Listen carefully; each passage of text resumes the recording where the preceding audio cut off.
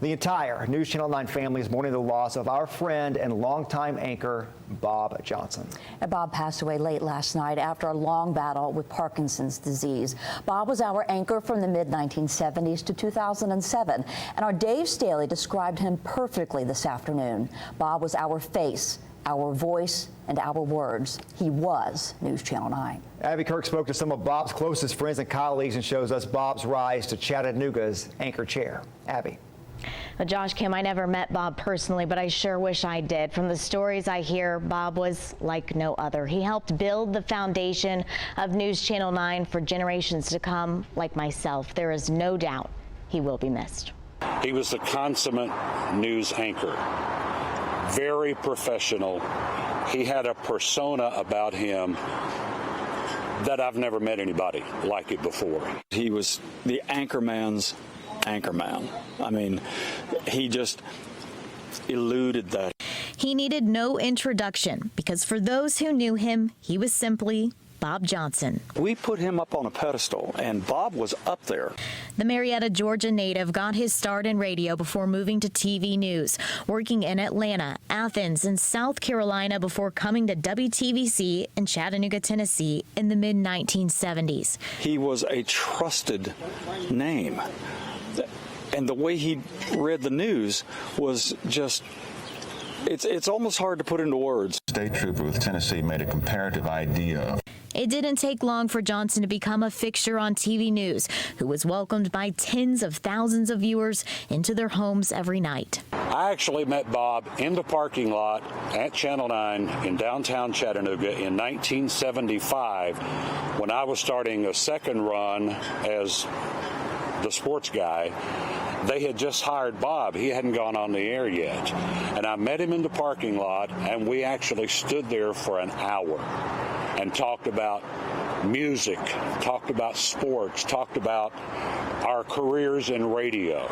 A best friend, a coworker, and a great golf partner. He was my buddy.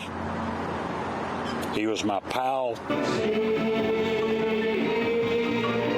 Somebody gave us the Three Amigos nickname because we were so close. We all had similar backgrounds. We were all in radio to start a career. We all loved music, and then we got into TV, and we became the Three Amigos. We became best friends, not just co-workers. We were best friends. Leaving a legacy, Bob was known for many things. Most notable, his development and production of Wednesday's Child in 1981. The series told stories of hard-to-place adoptable children. That's where I met 9-year-old Gary. And I knew when I first knelt down to speak to him, it would take all I could think of to let Gary know I was there as a friend. Reporting overseas in Moscow, covering the fall of communism and former President Ronald Reagan. He brought it right home to Chattanooga as if it were a local story. But in 2007, Johnson's career took a turn. I think the viewers knew something was up. His body was changing. He had a lot of stiffness. He had trouble with mobility and everything. And people were asking, what's wrong with Bob? What's wrong with him?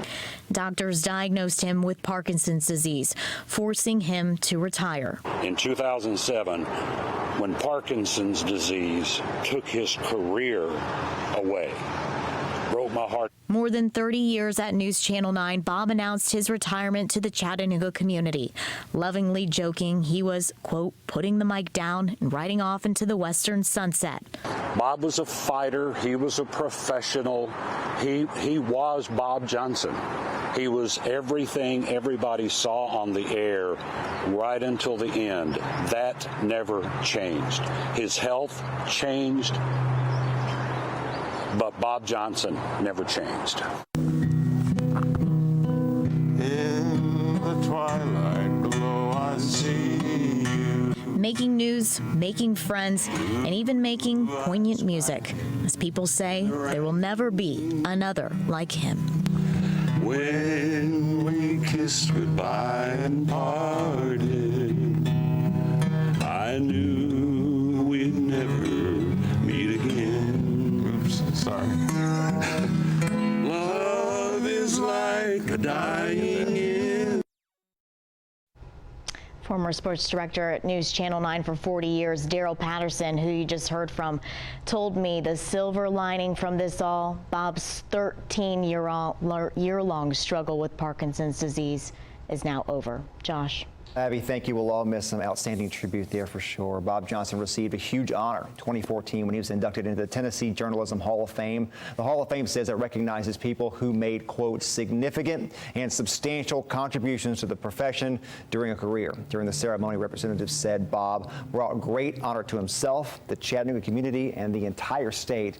Bob remained genuine after accepting that award. It's humbling. It really is to put 45 years in broadcasting and come out here and have people tell you you're in the Hall of Fame for what you've done. Makes you feel good about what you've done. And during his speech, Bob said the thing he enjoyed the most about his career was being able to present important information to people across the Chattanooga area.